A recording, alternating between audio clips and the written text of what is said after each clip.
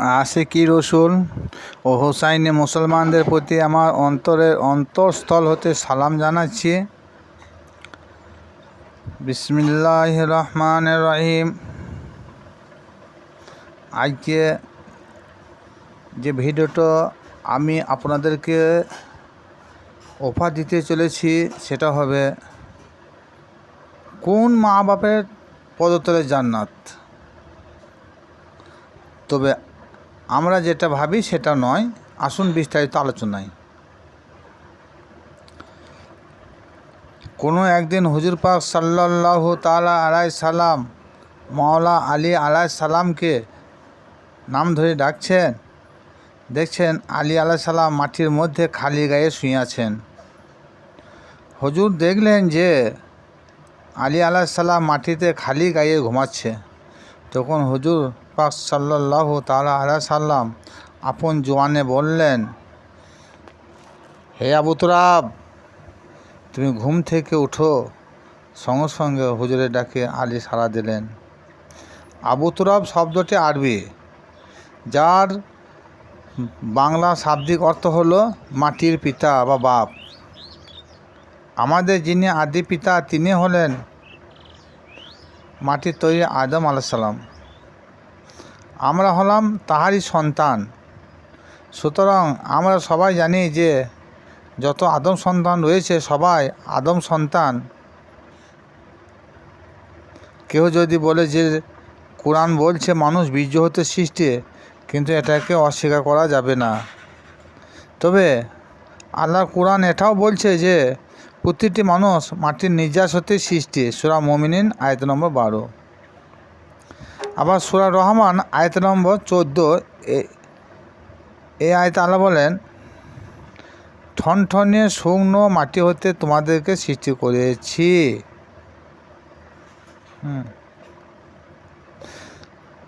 খালাকাল ইনসানা মিন সালসালিন কাল ফাক্কার। আমি তোমাদেরকে শুকনো ঠনঠনে পোড়া মাটি হতে আমি সৃষ্টি করেছি। সূরা রহমান আয়াত নম্বর 14।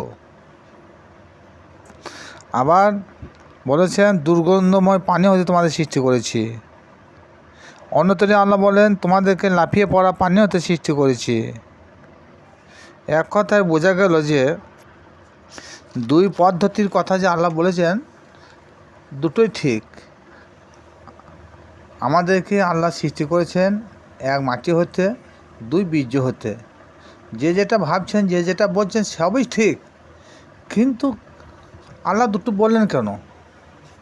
এর সম্বন্ধে কি আল্লাহ দুরকমই বলেছেন? না, আল্লাহ দুরকম বলে না, দুটো কথা বলেছেন। দুটি কথার ভাব ধারা হচ্ছে এক। আসুন এটা সম্বন্ধে একটু গবেষণা করি, কিছু আলোচনা করা যাক।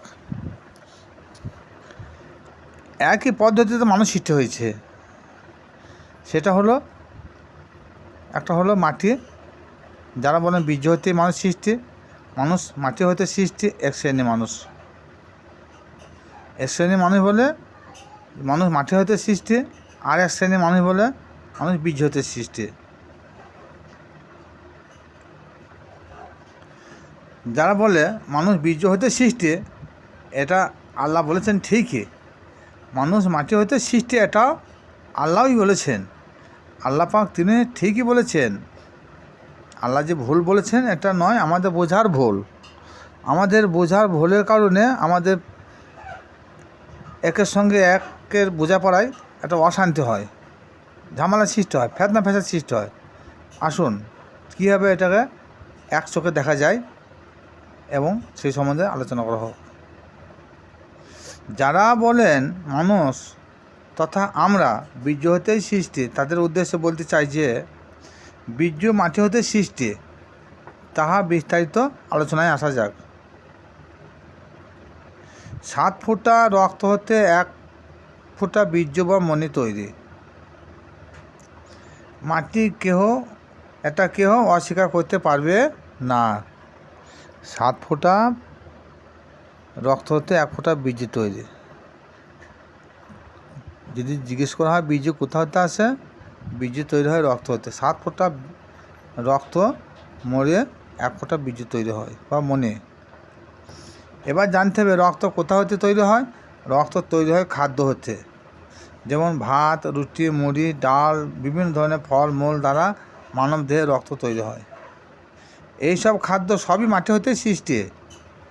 তার জন্যে আল্লাহ দুটি কথাই বলেছেন, যার যেমন জ্ঞান সে সেই রকমই বুঝবে। হকিকত দিক দিয়া বিচার বিশ্লেষণ করে দেখা যায় যে সমস্ত আদম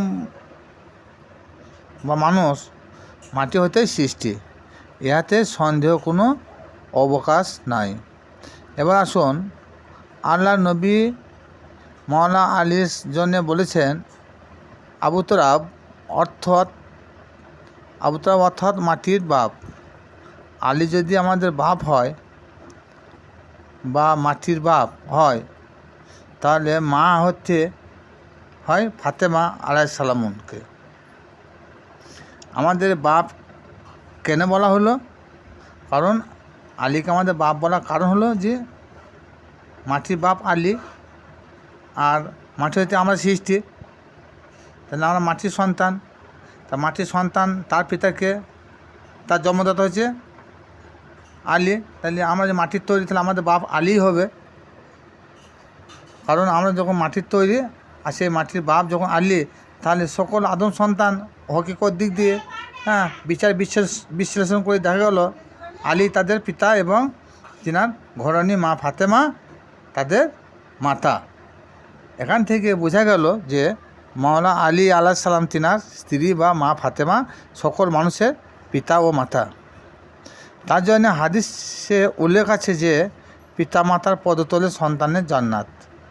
জন্মদাতা পিতা এবং মাতার কথা বলা হয় নাই। জান্নাত এতই সহজ নয়। জান্নাত পেতে হলে সমস্ত জান ও মালকে আল্লাহর ওয়াস্তে কুরবানি করতে হবে। সূরা তাওবা 111 নম্বর আয়াত। এই ধরনের বহু রূপক বাণী কোরআনে রয়েছে, তার সঠিক মানে একমাত্র আল্লাহওয়ালা ব্যক্তি ছাড়া কেউ বলতে পারবে না এবং কারো সাধ্য নাই।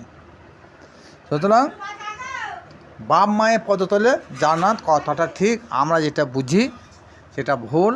হকিকত দিক দিয়ে হাদিস কোরআন দিয়ে বিশ্লেষণ করে দেখা গেল যে আমাদের মাটির বাপ হচ্ছে আলী এবং আলী হচ্ছে নবীর স্ত্রী, এই মা ফাতেমা হচ্ছে নবীর স্ত্রী। সুতরাং আমাদের যত আদম সন্তান রয়েছে তিনাদের হকিকত দিক দিয়ে আলী হচ্ছে পিতা, যেহেতু আমরা মাটির তৈরি আর মাটির বাপ হচ্ছে আলী। সুতরাং আলী হচ্ছে আমাদের পিতা আর ফাতেমা হচ্ছে আমাদের মা। এই দুই জনের চরণতলে জান্নাত। আমাদের জন্মদাতা পিতা মাতার পদতলে জান্নাত, এই কথাটা সঠিক নয়। তবে হয়তো পিতা মাতাকে মানতে হবে, আমি অস্বীকার করছি না, পিতা মাতাকে যথেষ্ট মানতে হবে। এই পিতার মাতা কথা হাদিসে আল্লাহ বলতে চাই নাই। যারা ভিডিওটা দেখছেন বা দেখলেন, তারা বেশি বেশি করে শেয়ার ও লাইক করবেন এবং নিত্য নতুন ভিডিও পেতে সাবস্ক্রাইব করবেন। খুদা হাফিজ। আসসালামু আলাইকুম ওয়া রাহমাতুল্লাহি ওয়া বারাকাতুহু।